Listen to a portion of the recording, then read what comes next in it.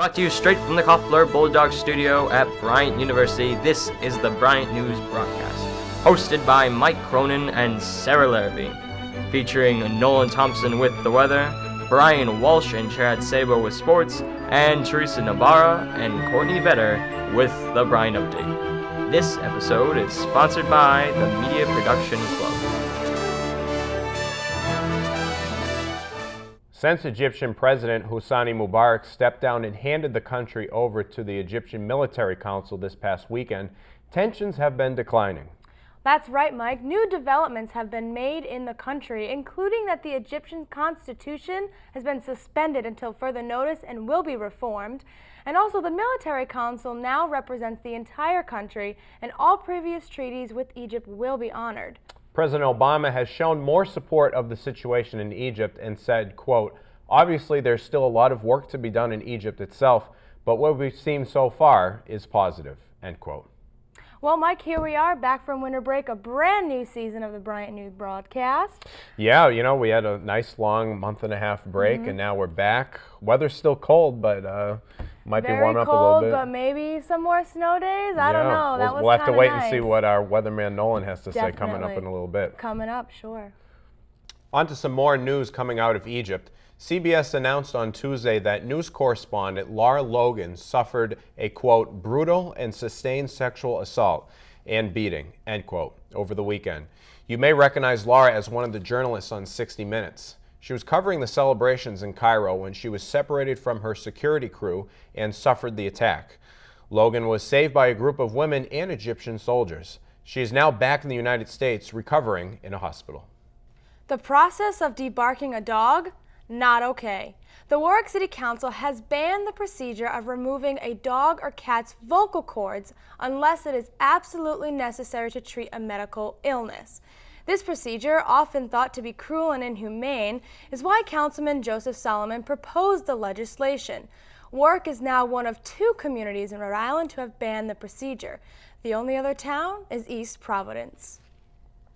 Pretty crazy stuff right there. I saw that on the news this morning, and it struck me as odd why that's not illegal all over the country. Right. They don't do that to humans. Right. If you're annoying, I'm going to take out your vocal cords. Yeah, so why do it to a pet that's just as important to families? Well, if you own a cat or a dog, this is good news if you live in Warwick. So certainly maybe more communities will follow suit. Yeah, we'll have to wait and see. Now with our report on the weather, here's Nolan. Thanks, Sarah. Well, previously you mentioned the warm weather, and as you can see right now we are in the clear, and it's going to be staying that way through the week. If you take a look at the forecast, you can see we're going to be in the sunshine till Friday. There's a slight chance of showers, but on a high note, temperatures will be eking their way higher and higher as the days progress, almost getting into the mid-50s both Thursday and Friday. But after that, this hot streak is coming to an end. We're going to be seeing the 30s again, and there's a chance of snow both on Monday and Tuesday. Well, that's your weather this week. Now over to Chad and Brian with sports. Our Bryant Bulldog baseball team was honored over the weekend for being the 2010 Northeast Conference regular season champions. Our Bulldogs complied a 34-22 overall record last year in its second year of Division I competition. They also finished conference play at 25-7 to give Bryant University their first Division I regular season conference title. The Bulldogs have been highlighted in college baseball's today's Northeast Conference preview as the team to beat in conference as senior closer Mark Andrews and sophomore outfielder Kevin Brown received individual accolades. However, the Bulldogs have been picked to finish second in the conference this year, right behind top seed the Monmouth Hawks. Hours after being ranked the #1 team in the country, the Kansas Jayhawks fell to their longtime rivals Kansas State 84-68. All season long, Marcus Morris, the forward for the Jayhawks, talking about being #1, but wasn't able to keep it for long. It was a surprise they lost to Kansas State, but what is an even bigger surprise is that Kansas State started off their season as the #4 team in the country and now going 5-6 in conference play. They're right now out of the top 25. After a year of suspensions, off-season positive praise, they now have something to talk about for real.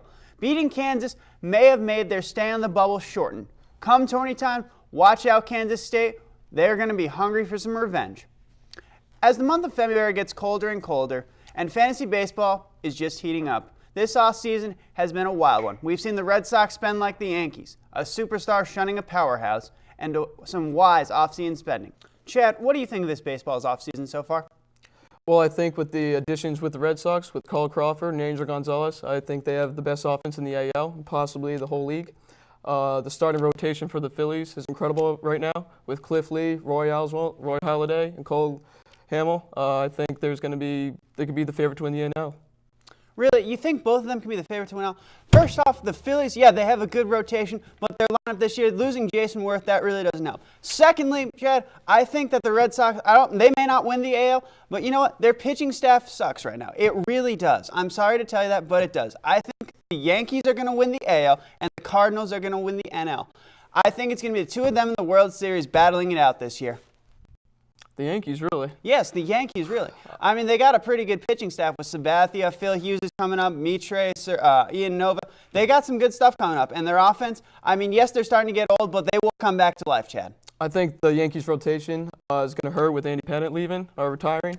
I think they could possibly make the wild card. I think they will make the wild card. I don't see them winning the conference this year. The Yankees rotation, the Red Sox rotation right now, you got two good starters. You got Lester, you got Buchholz, and after that, you really don't have too much. Lackey's inconsistent, and everyone else on that starting rotation inconsistent. Overall, who's your World Series pick, Chad? I'm liking the Red Sox and Phillies. Hometown favorite. Red Sox, Cardinals. Back to you, Mike. On Tuesday, President Barack Obama presented the Medal of Freedom to 15 of the most influential people of our time. The medal is the nation's highest civilian honor and is reserved for people who have made significant contributions to the United States' security, world peace, or culture. Some of the most noticeable recipients included George Bush Sr., Warren Buffett, and Celtics legend Bill Russell. In other Rhode Island news, the Twin River Casino's chairman of the board of directors is revitalizing the push for a full-fledged casino. Right now, Twin River is home to over 4,700 video slot machines, 13 restaurants, a 29,000 square foot event center, and many shopping outlets. Located just 5 minutes from our campus, the expansion could have an impact on traffic within our community. The expansion to a full-function casino would include the addition of table games and, according to the chairman, would bring over 650 new jobs and $60 million of new revenue to the state of Rhode Island. Governor Chafee has stated that he would not object to the expansion of the casino, but it could be many months before any legislation is passed. Students asked and Bryant answered.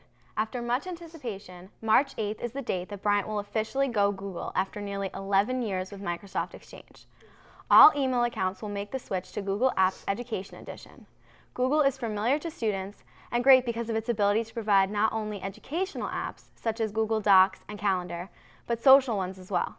Members of SPB are the pilot group currently testing the new email system, and when the switch happens, all of Bryant will keep their current email addresses and go Google themselves. There's so much to look forward to, but I know that I'm looking forward to the 7 gigabytes of memory. Bryant students with a knack for public speaking will have the chance to put their skills to the test during Bryant University's second annual Public Speaking Colloquium. The event, hosted by Channel 12 news anchor Mike Montecalvo, will take place Monday, March 28th from 7 to 9:30 p.m., and the winner will walk away with a $1,000 cash prize. All students are encouraged to participate, and for more information can email Susan Barron at suebarron@bryant.edu. You know, there's a lot of talk about things going on campus, but what I'm really excited about is spring weekend. I've heard the rumors. Have you heard? Missy Elliott? Yeah, I've also heard MGMT. Well, I would love Missy Elliott. Let me see you work it. I also heard Nicki Minaj. Could you imagine that? Yeah, I feel like this is what always happens. We hear these big, huge names, and then it's somebody like Fabulous. Wow. Except I liked Third Eye Blind last year. I liked Third Eye Blind too. There was a lot of talk about whether or not that was good or not. I didn't like Fabulous, I'm not going to lie to you. I don't even remember what he did. He was really late, I remember that. Yeah, but I'm kind of nervous after a big act like Third Eye Blind. They might have used, you know how they kind of go good, bad, good, bad? Yeah. It might be. But we'll keep our hopes up, right? Right. Well, all right. Back to you, Mike and Sarah. Thanks, Teresa and Courtney. Well, that's going to do it for us here on the Bryant News broadcast. From all of us here at Channel 68, thanks for tuning in. Yes, tune in every week where we will bring you more on the things that you want to know. Have a great week.